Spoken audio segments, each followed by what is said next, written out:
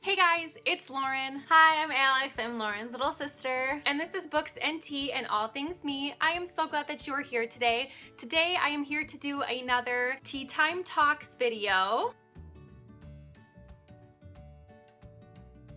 featuring my sister. I am so excited to finally have her in a video. I've been talking to her for a while about being in one with me. Today, our discussion topic for the Tea Time Talks series that I've got going on my channel right now is going to be the pros and cons of physical books versus e-readers.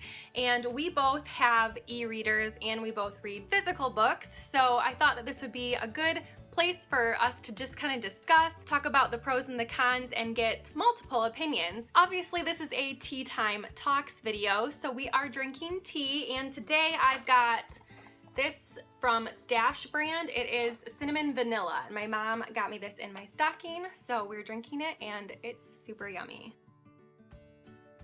So the first thing that I would like to mention is me, someone that loves to travel. I just love the convenience of being able to have multiple books on my e-reader. I personally have the earliest stage of the Kindle, and I like the simplicity of it, but I think back to the vacations that I've been on, and I read the whole Hunger Games series like on a cruise that we went on, and I've been over to Israel, and I love being able to read on the plane and not have to worry about like putting all the books in my suitcase. So I really just love the convenience of mine. So the second pro that we thought of for e-readers is the fact that you can read in bed without having to have the lights on. Now, this may seem like a little bit trivial and a little bit silly, but you guys have heard me talk about this on my channel before, and my husband cannot fall asleep with the lights on, so I have to turn them off at night. And so it's really, really nice to be able to have my Kindle, which is automatically lit up for me. I have the Fire, so mine does have the light up screen, and it's just nice because I don't need to worry about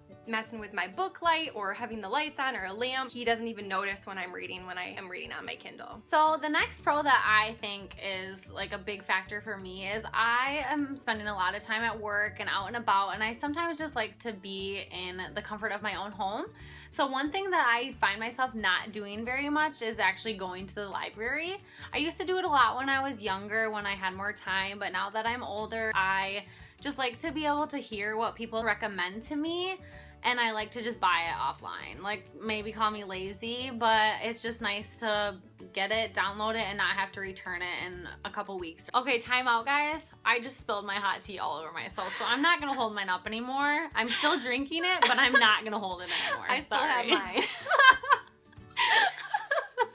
So the fourth pro that we thought of with e-readers is the fact that you can read more comfortably with an e-reader sometimes. I don't know if everyone agrees about this, but we do. The fact that you don't have to hold a physical book and keep pages open, I don't know, it's just like more comfortable when you're reading in bed, and I don't know, anywhere really, it's just easier. Yeah, I think. Just be like, next, next. So again, kind of trivial, but sort of important at the same time.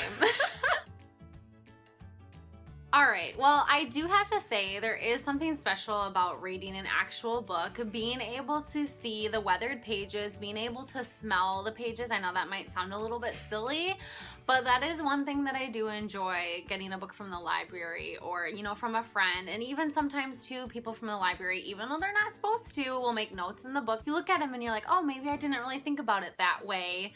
Or if somebody that you know or your sibling, or like if I were to borrow a book from Lauren, she would be like, you gotta wait for this part where, you know, with an e-reader, they are able to make highlights on the pages for some of the books, but it's just not as special. There's also something about just having a physical book on your bookshelf. If I'm gonna show off my book collection to someone, I'm not gonna like pull up the bookshelf on my Kindle and show people what books I own. I don't think people do that, but there's something so special about being able to collect actual physical books and to be able to display them proudly in your home.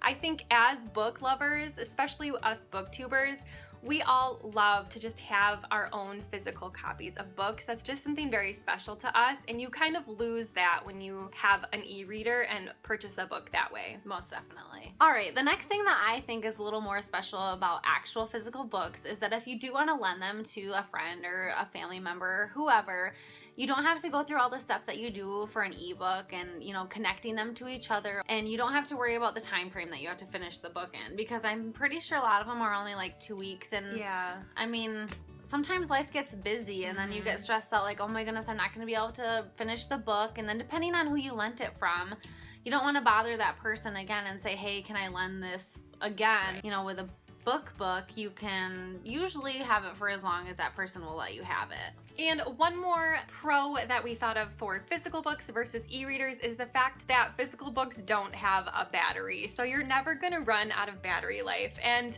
honestly, my Kindle's kind of old. It's like the first version of the Fire, so my battery life is not that great. I pretty much have to take my charger with me almost anywhere I go because it only has like a couple of hours of juice in it. So for traveling, obviously it's nice, like Alex said, to be able to bring all your books in one little compact device and not have to haul a bunch of books along. But also, if your battery goes dead on the plane, like what are you gonna do? You're not gonna have anything to read. So if you watched my vacation TBR video, you will have seen that I'm bringing both my Kindle and physical books on vacation. Yeah, who wants to read those Sky Mall magazines over and over and over again though if your Kindle dies? Let's be honest. Yeah, no. So that is it, you guys. Those are just 4 pros / sort of cons for each of these 2 reading platforms. We're not really picking sides. We really like both options. I think that there is a time and a place for each of them, and we just kind of wanted to start this discussion about what might be a pro or a con, or if you have an opinion, if you like something better, if you like ebooks better than physical books, we would love to know. Thank you so much for watching. I'm so glad that you were able to be in this with me. It's so exciting. So you will be seeing Alex around more often, I promise. We already have some videos up our sleeve, and that's all we have for today though. So don't forget to comment, like, and subscribe, and I will see you all in my next video. Bye! See you later!